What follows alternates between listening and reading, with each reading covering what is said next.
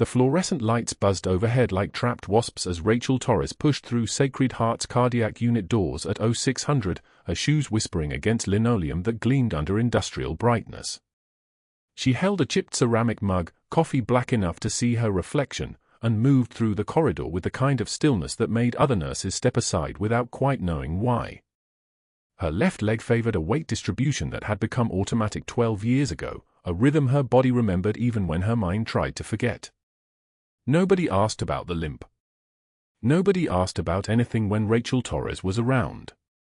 The unit smelled like antiseptic and stale hope, that particular cocktail of bleach and desperation that marked every hospital in America. She inhaled it the way other people might inhale the salt air of a beach, not with pleasure, but with recognition. Her hands, scarred along the knuckles and bearing the faded white lines of a woman who'd spent decades in violent places, wrapped around the mug with the kind of grip that suggested she'd held worse things than ceramic. She'd been a temp nurse at Sacred Heart for 4 weeks now, long enough to know the rhythm of the unit but not long enough for anyone to bother learning her name. That was exactly how she wanted it. Room 312 was her first stop. Mrs. Chen lay in bed 7, post-MI stabilization, her chart hanging on the wall with a kind of clinical precision that made most nurses comfortable. Rachel didn't feel comfortable.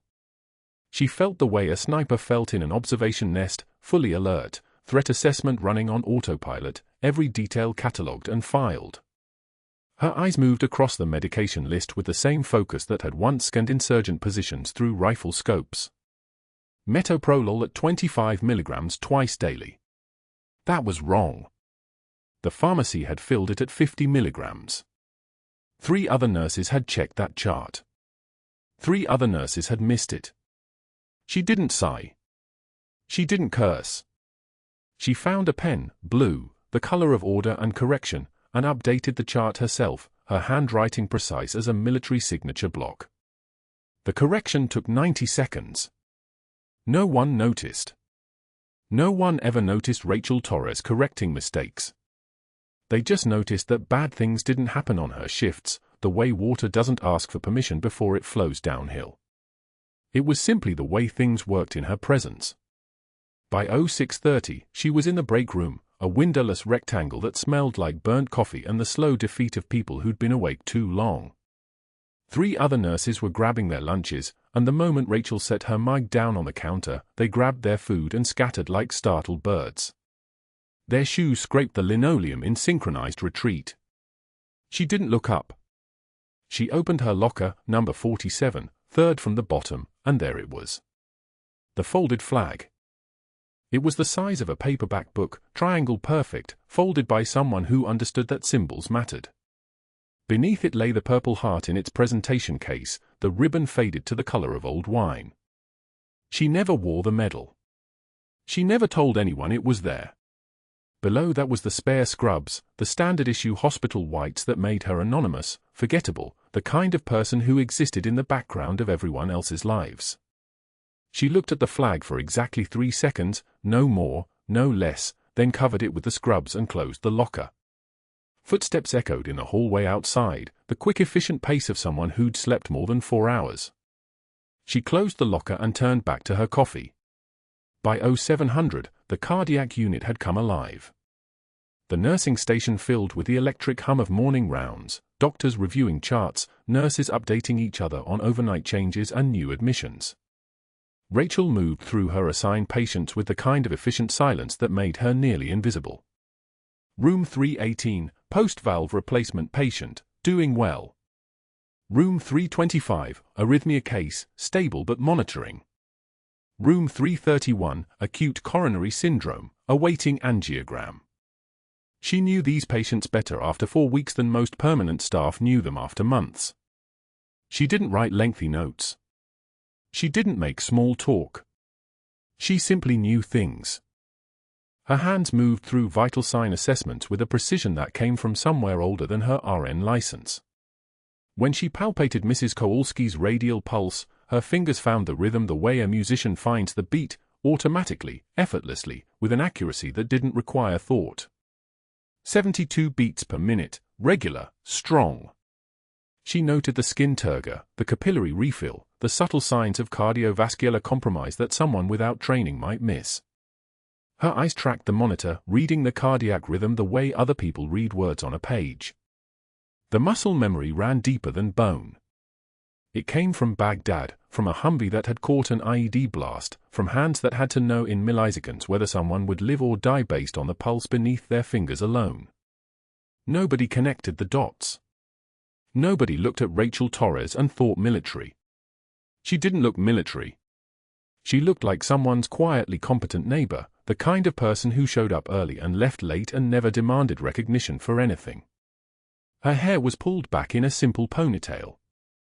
Her scrubs fit loosely, hiding the corded muscle beneath. Her voice was soft when she spoke, which wasn't often.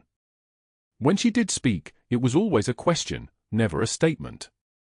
"Should I adjust Mrs. Kowalski's for rate?" Not "I'm adjusting Mrs. Kowalski's for rate." The deference was automatic, rehearsed across 20 years of trying to disappear into civilian life.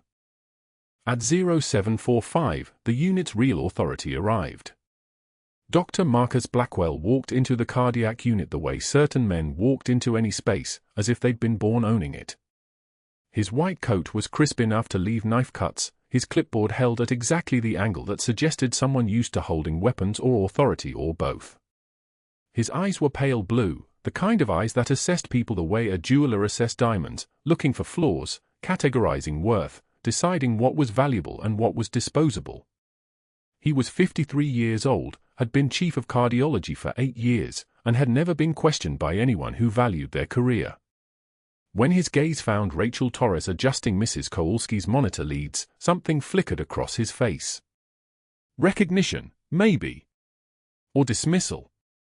He watched her hands for exactly 4 seconds, steady, competent, moving with an efficiency that suggested familiarity with medical equipment that went beyond standard nursing protocols, and then his expression closed. She was a temp. Temps were interchangeable. Temps were not people worth his attention. He turned away, already moving toward the next station, the next patient, the next opportunity to demonstrate his unchallenged dominion over his unit. But that pause, those first seconds, told Rachel something she'd learned to read in other men's faces. He'd seen something.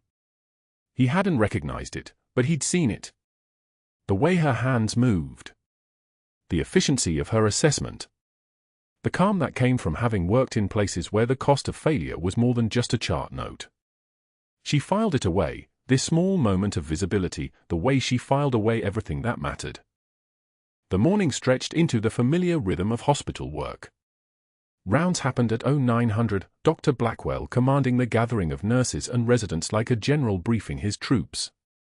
Rachel stood at the back, saying nothing, her chart held at her waist in the posture of someone waiting to be dismissed. When Blackwell asked about patient updates, the other nurses spoke first, offering their observations in deferential tones that suggested they understood the hierarchy. Rachel only spoke when directly asked, and even then her responses were minimal. Stable vitals. No events overnight. Tolerating diet well. Simple facts. No elaboration. No personality. What Blackwell didn't understand, what he couldn't possibly understand, because he'd never been the person saving lives in dark places, was that the most dangerous people always spoke the least. They didn't need to announce their competence. They didn't posture or perform. They simply did the work, and the work spoke for itself in the small ways it saved people from dying. By 1100, the day shift was fully established. Rachel had already prevented one medication error, caught a subtle EKG change in room 325 that would have been missed by the afternoon shift, and adjusted 2 full rates without being asked based on patient presentation alone. None of it would appear in any formal record. None of it would earn her recognition or gratitude or even a second glance from Dr. Blackwell, who was already planning tomorrow's cases with the confidence of a man who'd never been seriously challenged. She was sitting in the break room at 11:15, eating a sandwich she'd brought from home, when the intercom crackled to life above the sink. Code Blue, Trauma Bay 2. The words cut through the cafeteria noise like a knife through silk. Every nurse knew what that meant. Someone's heart had stopped. Someone needed immediate intervention. Someone was minutes away from death or resurrection, depending on who was standing in that trauma bay. Rachel set down her sandwich, stood without haste, and walked toward the emergency department. Her left leg moved with its familiar favoring gait. Her hands were steady. Her breathing remained even. Behind her, other nurses scrambled and fumbled, adrenaline making them clumsy. She moved like a woman who'd done this before in places where the difference between speed and accuracy was the difference between a survivor and a body. She didn't run. She didn't panic. She simply moved with the kind of purpose that made people instinctively step aside and follow in her wake. That was when she caught sight of the new admission being prepped in Trauma Bay 3, an older man, unconscious, being transferred carefully onto a hospital bed. There was something familiar about the way they were handling him, the way the trauma team was assembling, the sense that this wasn't just another emergency. This was something else. Something significant. The transfer documentation said his name was Colonel James Hartford, 59 years old, admitted with chest pain and syncope, priority transfer from Penrose Hospital 2 blocks away. Nothing in the paperwork explained why every senior resident in the hospital seemed to be converging on his bay. Rachel paused for exactly 1 second, long enough to register the face of the man on the bed, the strong jaw, the military bearing even unconscious, and then she turned back toward the code blue in Trauma Bay 2. That was her assignment. That was her responsibility. That was the work that mattered right now. But something in her chest had tightened. Something that hadn't tightened in 20 years. The tightness in her chest didn't fade. It sat there, a stone behind her ribs, as Rachel finished her morning rounds in the post-operative wing at Sacred Heart. Her hands moved through the routine, checking dressings, updating fill rates, verifying medications against orders, with the precision of someone who'd done this 10,000 times. But her mind was somewhere else. Somewhere hot and burning. Mr. Patterson lay in room 304, post-op day 2 from a valve replacement. His chart sat open on the med cart, and Rachel's eye caught what it always caught, the details. The medication orders. The drug interactions. The things that killed people when no one was paying attention. She pulled his file closer. Digoxin. 0.5 milligrams twice daily. Her fingertip traced the prescription, then moved to his current medications. Coumadin for anticoagulation. New antibiotic started this morning, clarithromycin for a minor respiratory concern. Her jaw tightened. Clarithromycin inhibited CYP3A for metabolism. Digoxin was metabolized through CYP3A4. The drug interaction would elevate Mr. Patterson's digoxin levels to toxic range within 72 hours. Cardiac arrhythmia. Heart block. Sudden cardiac death. She didn't hesitate. Didn't call down to Dr. Blackwell's office asking permission. She simply went to the med cart, pulled the clarithromycin, and documented the interaction in the chart with clinical precision. Digoxin-clarithromycin interaction identified. Recommend azithromycin substitution or digoxin level monitoring. Her signature. Timestamp 0647. By the time Dr. Blackwell rounded at 0900, the correction was already in place. He read the chart, his jaw working like he was chewing something bitter. His eyes moved from the medication adjustment to Rachel, who stood 2 feet away, vital sign sheet in hand, face perfectly neutral. He didn't say anything. Just turned and moved to the next patient, his silence louder than any accusation. That's when Rachel understood. This wasn't about medicine. This was about authority. This was about a man watching someone younger and faster catch what he'd missed. The campaign started that afternoon. Rachel had been assigned 5 stable patients, all post-operative, all progressing normally, all straightforward. By 1300, 3 of them had been reassigned to Jennifer Martinez and Sandra Chen, 2 nurses barely 3 years out of school. At the same time, Blackwell had loaded Rachel's schedule with room 302, a 78-year-old man with early-stage dementia who couldn't remember where he was or why the tubes were in his arms, pulling at his full line every 40 minutes. Room 315, a 32-year-old in alcohol withdrawal, trembling and confused, needing one-on-one observation. Room 328, the Hernandez family, whose mother had been admitted with a complex cardiac history and a reputation for complaining about everything. By design. All of it by design. Rachel read the new assignments without comment. She simply grabbed the charts and went to work, dementia patient first, redirecting him gently every time his confused hands found the 4, speaking in the calm register that came from 2 decades of holding people who were dying or broken or both. The withdrawal patient came next. Seizure precautions. Vitals every 30 minutes. She sat with him for most of the afternoon, watching his hands shake, listening to him ask the same question 6 times, "Where am I? Where am I? Where am I?" and answering him 6 times with the same patient clarity. By 1500, room 318 was ready for rounds. The Hernandez family had arrived, mother in the bed, 3 adult children standing around her like she was made of glass. Rachel had already reviewed her case twice: cardiac arrhythmia, on Coumadin for stroke prevention, new antibiotic prescribed yesterday for a respiratory infection.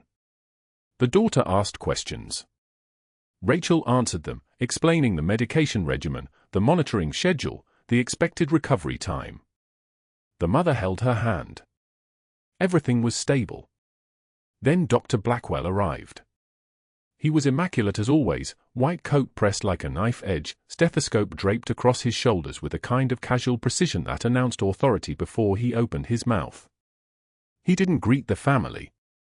He opened the chart with a flourish and began reviewing Mrs. Hernandez's medications aloud, his voice carrying the tone of someone teaching medical students, not speaking to patients. "The antibiotic prescribed yesterday," he said, turning the chart toward the family so they could see, "is appropriate for her presentation. Excellent broad-spectrum coverage. Nurse Torres here," he gestured toward Rachel without looking at her, "seems to think she knows more than the attending physician. She flagged some supposed drug interaction that would have delayed your mother's treatment by several days." The family looked confused. The daughter's hand tightened on her mother's shoulder. Rachel said nothing. Her body stood perfectly still. Her hands, which had held bandages and blood and the last breaths of dying soldiers, hung at her sides.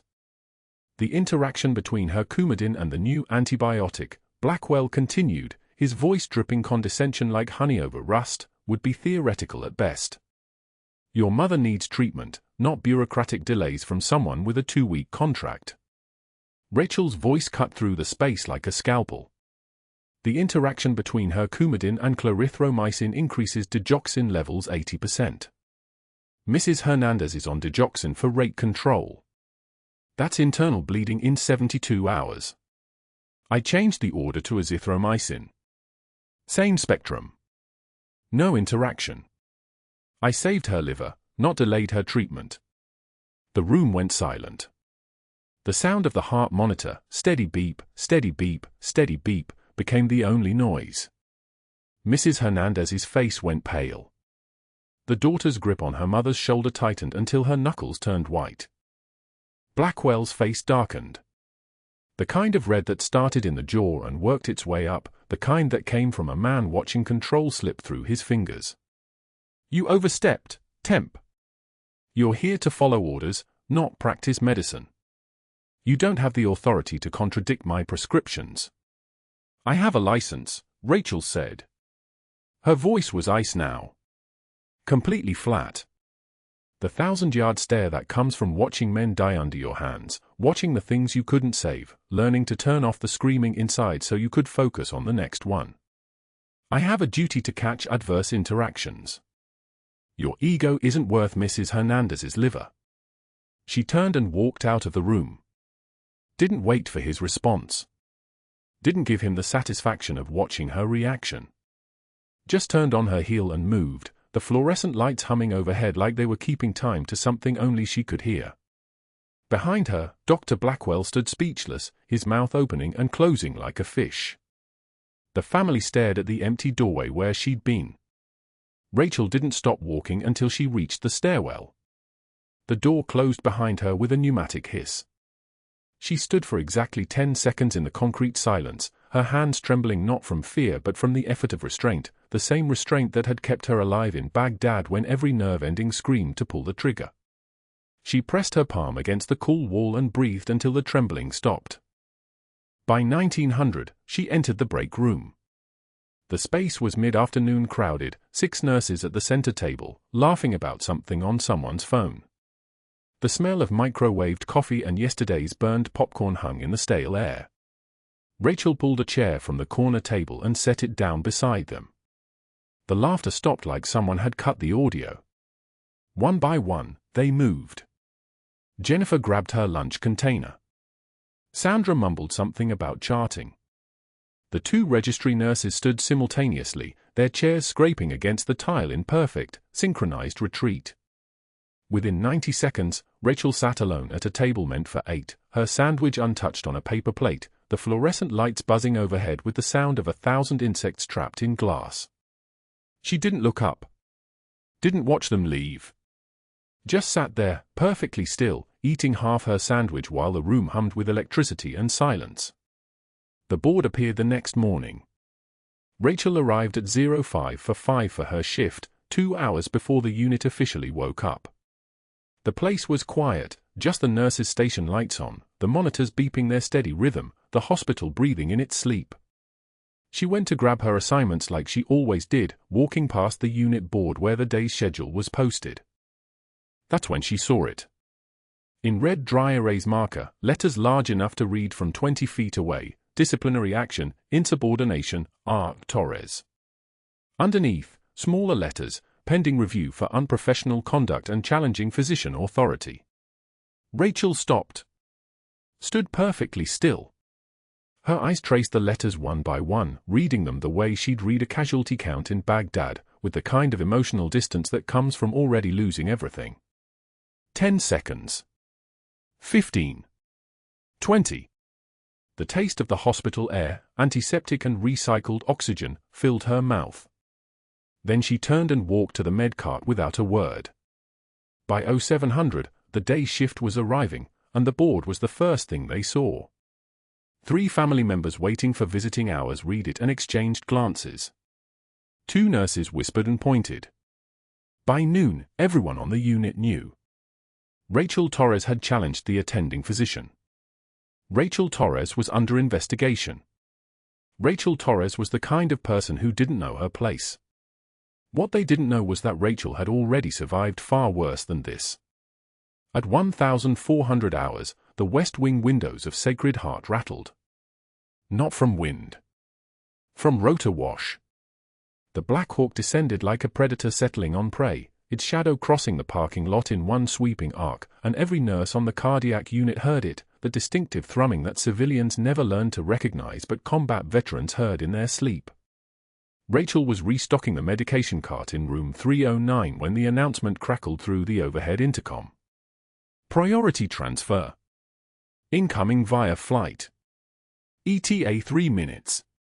All personnel clear the west entrance. She froze. Her hands, already moving to pull another vial of heparin from the refrigerator, stopped mid-motion. The intercom never announced aircraft arrivals. Military helicopters didn't land at civilian hospitals unless the patient was someone. Someone important. Someone protected. She didn't move toward the window.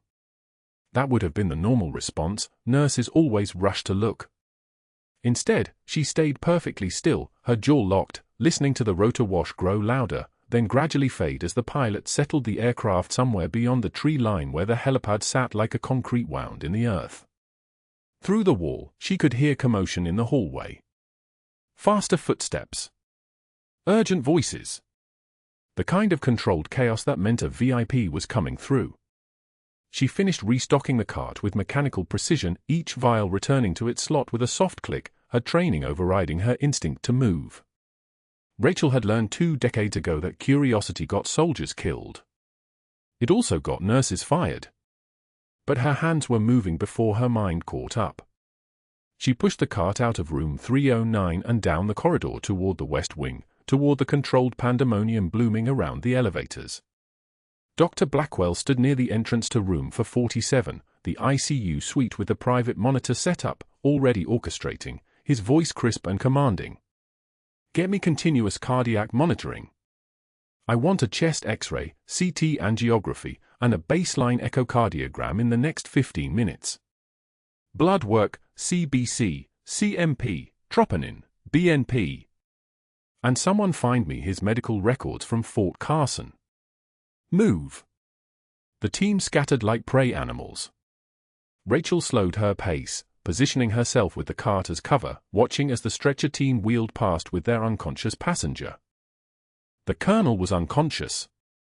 Completely sedated. His skin had the pale, waxy quality of someone who'd been through something catastrophic. His chest rose and fell with mechanical precision, ventilator-assisted. Tubes everywhere. His left arm was heavily bandaged from shoulder to wrist. His right leg was immobilized in a splint. But his face. His face was what stopped Rachel's breath in her chest, trapped it there like a prisoner behind her ribs. 20 years. 2 decades of not allowing herself to think about the screaming, the burning smell of diesel and flesh, the weight of a child's body, 7 years old, maybe 8, pulled from the wreckage of a Humvee with its entire driver's side crushed like aluminum foil. She'd gotten 3 rounds into the kid's arm before he seized, before she'd realized the internal bleeding was coming from somewhere the needle couldn't reach, couldn't fix. She'd held him while he died. Her hands had been on his chest, trying compressions on ribs too small to properly support the motion, trying to push a heartbeat back into a body that had already decided it was finished. She'd whispered to him in English and broken Arabic, promising him it would be okay, he'd be okay, and she'd been lying. She'd been lying so that a child wouldn't die alone. She'd never even learned his name. Now he was grown. Now he was a colonel. Now he was unconscious on a stretcher being wheeled into room for 47 by a team of specialists who had no idea they were looking at a ghost that Rachel Torres had been running from for 20 years. Torres. Blackwell's voice cut through her stasis like a scalpel. You're on the East Wing this afternoon. I need you to take over room 312 from Martinez. He's been reassigned. Rachel turned. Blackwell was standing in the doorway to room for 47, watching her with the expression of a man who'd just confirmed something he'd suspected. His eyes were calculating. Predatory. The colonel requires specialized care. Cardiac ICU level attention. You'll not be involved in this case. It wasn't a request. It wasn't even phrased as an order. It was a pronouncement. A boundary drawn in the air between them, thick enough that even hospital policy couldn't blur it. Rachel's voice, when she found it, was level. Of course, Doctor. She turned the cart away from room for 47 and began walking toward the East Wing. Behind her, she could hear Blackwell already barking orders about continuous monitoring, about sedation parameters, about his expectation that this patient receive the absolute best care the hospital could provide. The same man who'd called her competence a threat to his authority was now demonstrating why he'd earned his position before his ego had eclipsed his skill. He was good. That was what made him dangerous. Over the next 6 hours, Rachel found herself walking past room for 47 far more often than inventory management or patient care required. Once to retrieve a blanket from the clean supply closet next door. Once to transport medications to room for 50. Once simply to walk past and catch a glimpse of the colonel's monitor through the window. Jennifer sat at the monitoring station outside his room, one of the hospital's most experienced ICU nurses, competent and observant. Blackwell had chosen well. But Jennifer was also the kind of nurse who trusted physician assessment implicitly, who would document what she was told to document rather than what the vitals were actually trending. At 21:30, Rachel paused near the window. The colonel's blood pressure was running 118/76. Heart rate holding steady at 68. Perfect numbers. The kind of numbers that meant the patient was stable, that the crisis was contained. Except the numbers at 2,100 had been 120/78. And at 20:45, they'd been 122/80. Subtle. So subtle that most people wouldn't notice the slow, creeping decline. But Rachel noticed. Her combat medic training had taught her to read vital sign trends the way other people read faces, looking not at the individual number but at the direction of the vector, the trajectory, the whisper of what was coming. The BP was dropping. Not dramatically. Not yet. But it was dropping. She forced herself to walk away. She was not on this case. Blackwell had made that abundantly clear. She had no authority here.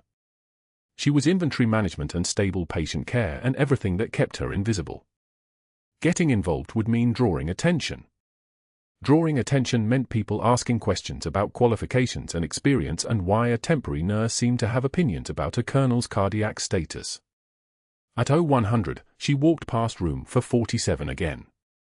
Her fourth pass since the colonel's arrival. Jennifer was documenting at the monitor station, her fingers moving steadily across the keyboard, her eyes on the screen in front of her rather than the telemetry display showing the colonel's heartbeat in real time. Rachel could see the vital signs from the hallway. Blood pressure 112/68. Down another 10 points over 4 hours. Heart rate compensating, ticking up to 76. The pattern was unmistakable now. Fluid accumulation. Pericardial effusion. The heart wall was being compressed. She knew it the way she'd known things in Baghdad when the air changed before mortars came in, the absolute certainty that came from training, instinct, and the particular clarity that came from having been right when being right meant survival. She knocked on the window. Jennifer looked up, irritation already crossing her face. "Rachel, you're on East Wing." Dr. Blackwell said, his pressures dropping. Rachel said. The words came out flat. Clinical. Not a question. Not a suggestion. A statement of fact. From 120 at 2,100 to 112 now. That's 8 points in 1 hour. And his JVD is increasing. Jennifer's irritation hardened into something closer to anger. Dr. Blackwell reviewed him at 2030. He's stable. He ordered no invasive monitoring, no central line, no procedures. He's stable, Rachel. You're not on this case. Please leave before I have to call security. Rachel stepped back from the window. Page Blackwell anyway. Tell him I'm concerned. No. Jennifer said it like the final word, and Rachel walked away. But her hand was already reaching for her phone before she'd made it 10 feet down the hallway. She texted Blackwell, room for 47 showing early tamponade signs. BP trending down. JVD present. Recommend echo. She hit send and watched her phone. The message showed as delivered. Blackwell would get it. Blackwell would read it. And Blackwell would ignore it because acknowledging it meant acknowledging that a temporary nurse had spotted something his clinical assessment had missed. 10 minutes. Nothing. 15 minutes. Still nothing. At 02:45, Rachel accessed the colonel's chart from the nurse's station where Jennifer had stepped away to check on another patient. She pulled up Blackwell's most recent note, patient stable. Cardiac status within normal limits. Continue current monitoring protocol. Timestamped 0030. But the vital sign log told a different story. BP 122/80 at 2030. 120/78 at 2100. 116/74 at 2130. 114/70 at 2200. 112/68 at 2245. And her last observation, which she logged as a formal note, 110/66 at 0045. The pressure was dropping. Consistently. Inexorably. The pattern that told a story Blackwell had documented away with 2 sentences and a status of stable. Rachel closed the chart. Her jaw clenched so tight she could feel the muscle fiber burning. She pulled out her phone and texted Blackwell again, room for 47 critical. BP now 110/66. JVD distended. Classic tamponade progression. Needs echo stat. The message sat in her outbox, delivered but unanswered. She watched it. Watched her phone. 20 minutes. Nothing. The silence was so thick she could hear the fluorescent lights humming above her head, that particular electrical whine that only seemed audible at night when everything else was quiet. At 0255, Rachel made a choice. Not a decision, exactly. Decisions involve deliberation. This was something else. This was the kind of choice that came from deep within the part of her that had been Captain Rachel Torres, combat medic, in the streets of Baghdad with nobody above her except her own conscience. She walked to room for 47, closed the door quietly behind her, and looked at the colonel's monitor. Blood pressure 88/58. His neck veins were visibly distended now, bulging against the skin like they were trying to escape. His heart rate had climbed to 112, tachycardic, compensating for inadequate perfusion. The ventilator continued its mechanical rhythm, indifferent to the crisis building inside his chest. Rachel could see it all now, the full picture that Blackwell had documented away with his clinical blindness and his ego. The pericardial sac was filling with fluid. Every heartbeat was being compressed by the accumulation. His heart was running out of room to beat. Without intervention, he'd have a cardiac arrest within minutes. Maybe less. She pulled out her phone and called Blackwell directly. Voicemail. She texted, "Room for 47 critical. Performing emergency pericardiocentesis. Come now or he dies." She didn't wait for a response. She'd learned in Baghdad that permission was a luxury soldiers couldn't always afford. She moved to the supply cabinet and pulled the kit, the needle, the catheter, the bags for fluid collection. Her hands were steady. That had always been the thing about combat medicine. Fear and steadiness weren't enemies. They were dance partners. She prepped the colonel's skin. Antiseptic. The smell of it hit her like memory-made chemical, 20 years of hospitals and battlefields and the space between them where she'd tried to become a ghost. She located the xiphoid process, the small bone at the base of his sternum, and felt for the space beneath it. The pericardiocentesis needle was 6 gauge, long enough to reach the fluid accumulating around his heart. She'd done this before. She'd done this in a Humvee while mortars were incoming, while IEDs were turning the road into a map of craters, while a 7-year-old boy had been bleeding out in her arms and she'd had exactly 3 minutes to save a life she couldn't save. She inserted the needle. The angle, the depth, the angle again, muscle memory took over. Her hands didn't shake. Her breath didn't catch. There was a moment of resistance, then a give, then the hiss of air escaping as the fluid pressure released. The cardiac sac had been compressed. Now it was decompressing. Now the colonel's heart had room to beat again. Rachel withdrew the fluid carefully, filling the collection bag, her eyes never leaving the monitor as the blood pressure climbed, 92/60.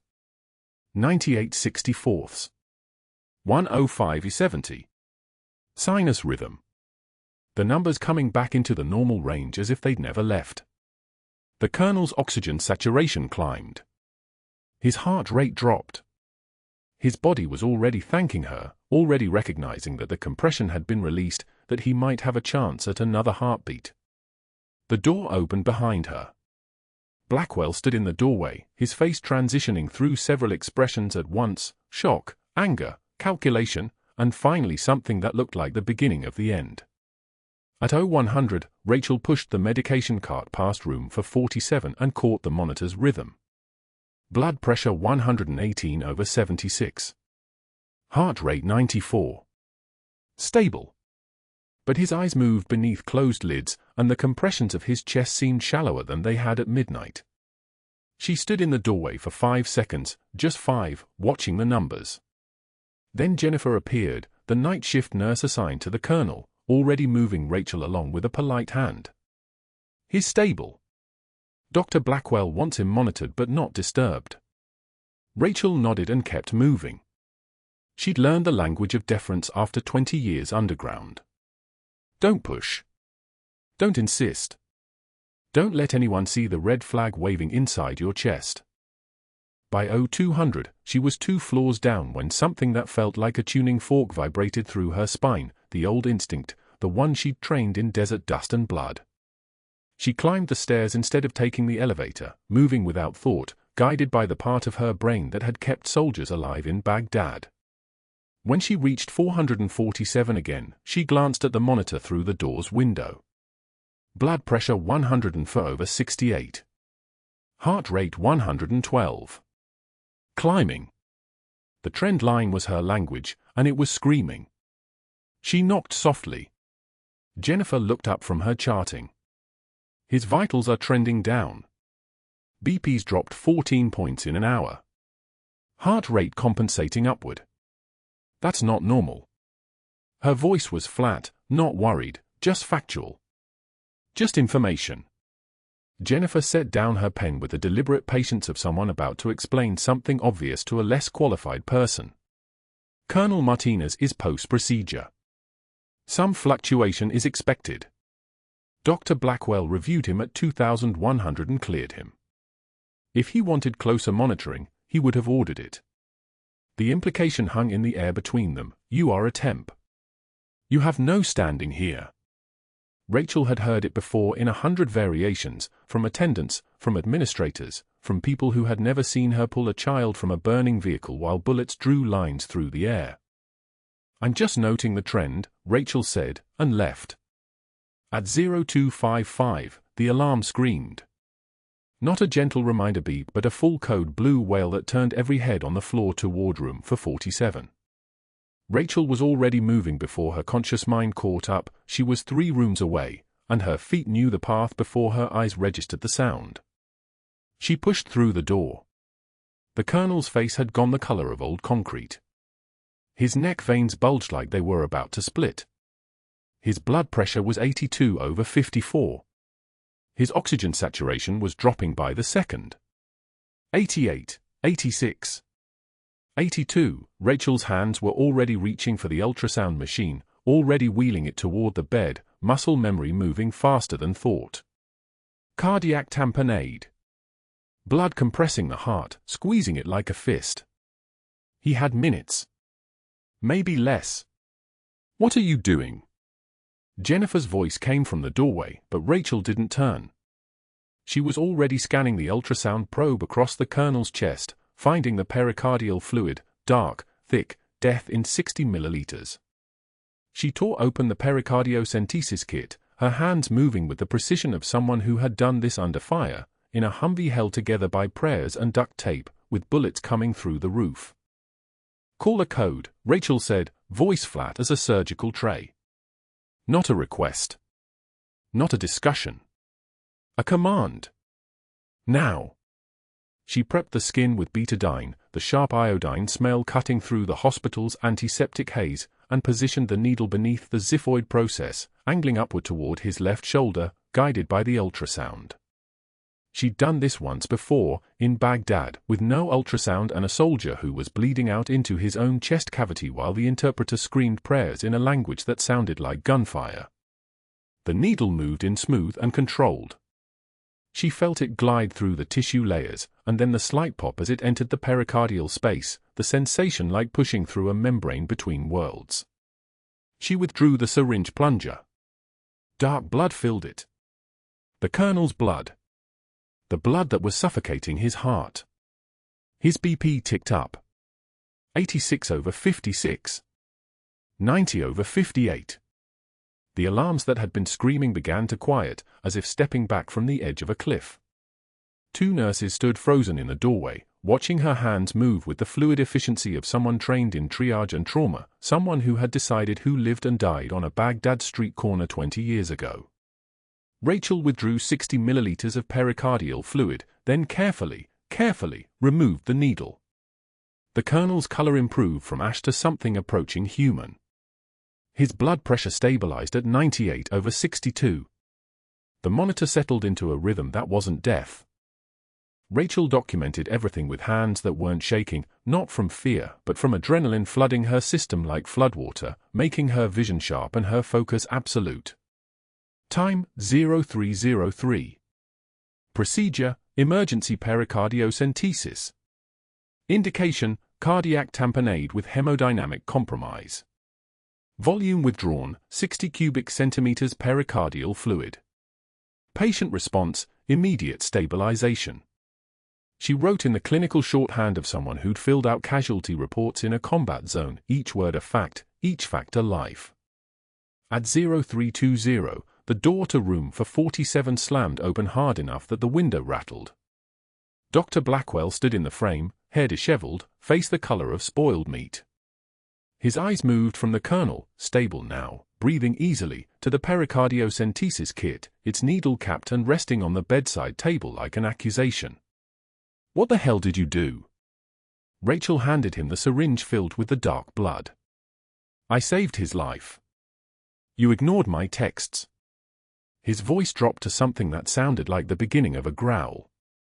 "You performed an invasive procedure without physician authorization. That's not nursing. That's practicing medicine without a license. That's criminal negligence." He pulled out his phone, and Rachel watched him make 3 calls in rapid succession, his voice low and controlled, far more dangerous than yelling. First to the chief medical officer. Then to the hospital attorney. Then to the staffing director. Each call the same 3 words, "We have a problem." She stood in the colonel's room, watching his monitor normalize, watching his oxygen saturation climb back above 94%, and she felt the moment her life bifurcated into before and after. She'd spent 20 years building anonymity like a fortress, brick by brick, secret by secret. She'd walked away from Captain Rachel Torres the same way people walk away from car accidents, without looking back, not even once. And in a single moment, with the push of a syringe plunger, she'd built a bridge between the 2 halves of herself that could never be unmade. At 0800, Marcus from security came to find her in the break room where she'd been sitting in the dark for 12 hours, watching other nurses come and go, pretending she wasn't visible. "Blackwell wants you in his office," Marcus said quietly. He was a kind man, an older man, the type who'd held the elevator for her 100 times without comment. Now he wouldn't meet her eyes. The office was cold. Blackwell sat behind his desk like a judge, and the termination paperwork was already printed, already arranged, already waiting.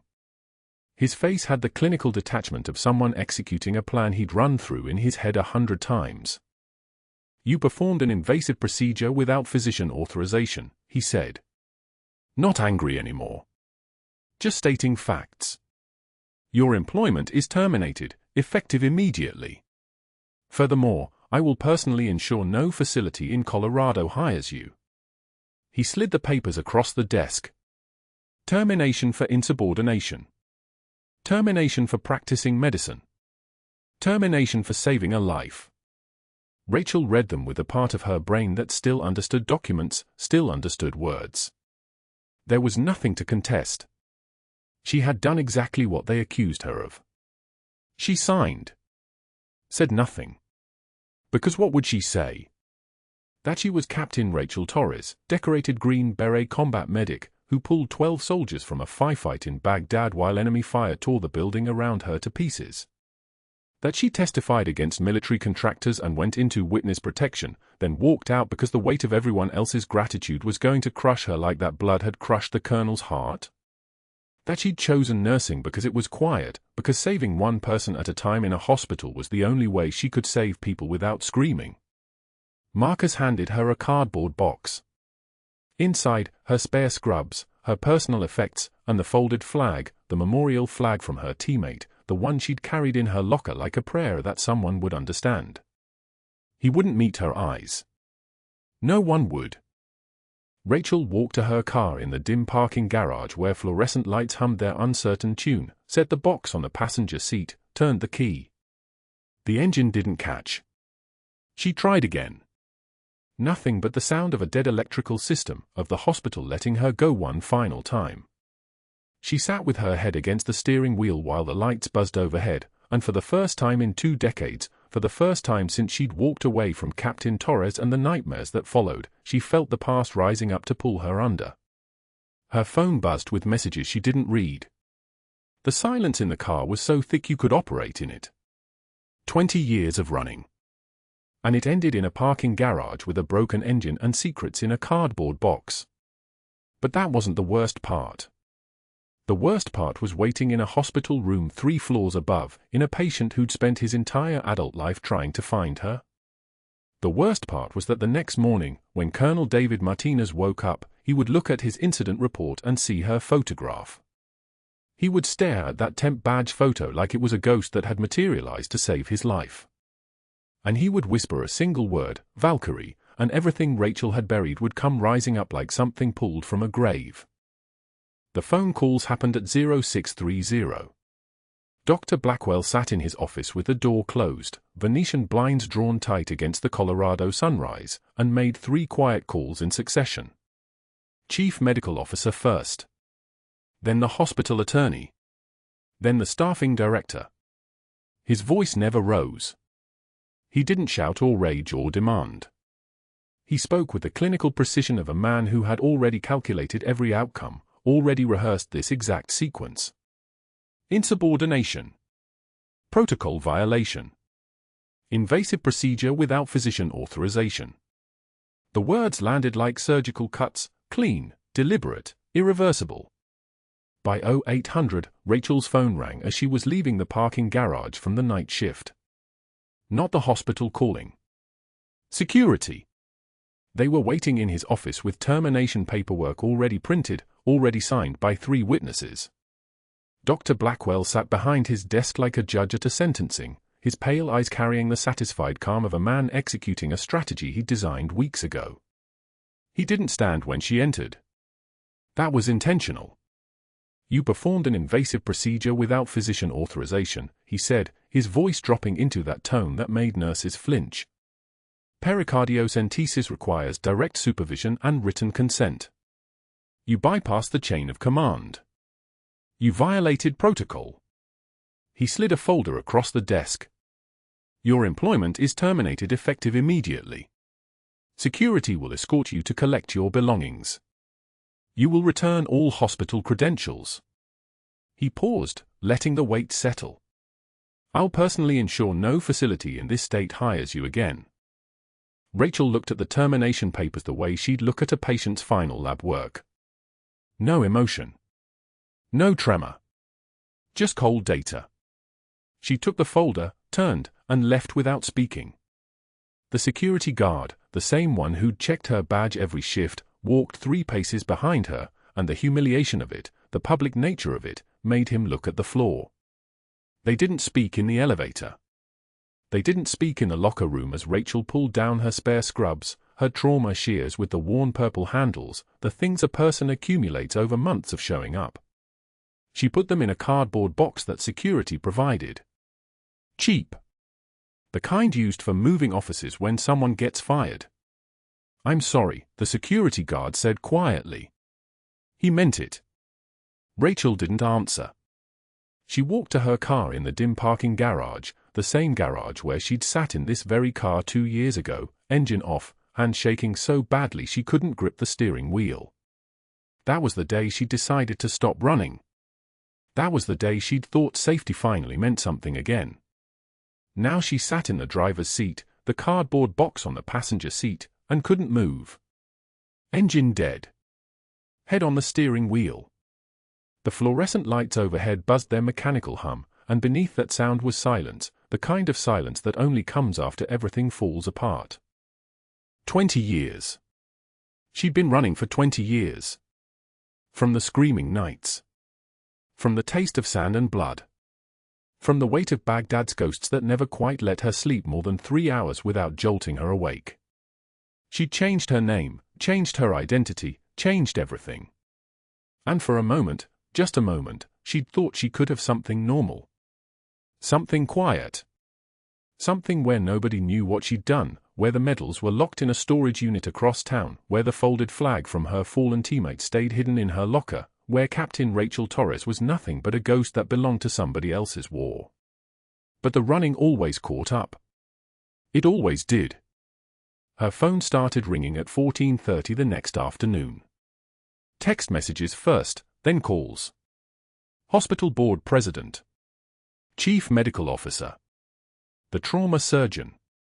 Rachel was halfway to the state line, Colorado behind her, New Mexico ahead, nothing in her review but empty road and the decision she'd already made. The messages piled up like water against a dam. Need you back immediately. Critical development. Rachel, call me. There's been a situation. You won't believe what happened. Colonel is awake. Asking for you specifically. She didn't see the last message until her phone rang again and the CMO's voice cut through the static. Rachel, the patient in room for 47, Colonel Martinez, he's been asking about you. He said something that changed everything. He said your name isn't Rachel. He said your call sign was Valkyrie. Rachel, we know what you did. We know who you are. And we need you to come back. She pulled over at a rest stop 20 miles south of the hospital, hands gripped on the steering wheel, and sat for 3 minutes without breathing. Then she turned the car around. The conference room was packed when she walked in at 16:45. Hospital board members, the CMO, the attorney, security chief, and standing at the head of the table in civilian clothes that fit him like he'd never quite belong in anything except a uniform, Colonel David Martinez. He was thinner than she remembered, his face marked by the surgery and the blood loss, but his eyes were the same as they'd been 20 years ago when he was 8 years old and trapped in a burning Humvee in the Jolan district. She'd pulled him out. She'd carried his weight and her rifle and the fire that was eating the world. Valkyrie, he said simply, and the room held its breath.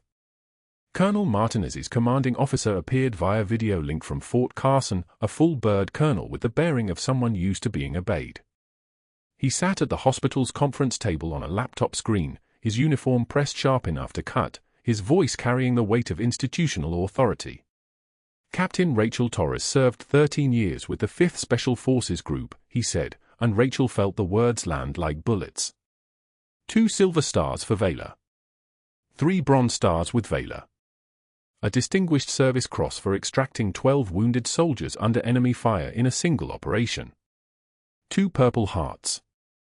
She was medically reassigned after testifying in a closed federal hearing regarding contractor fraud in Baghdad.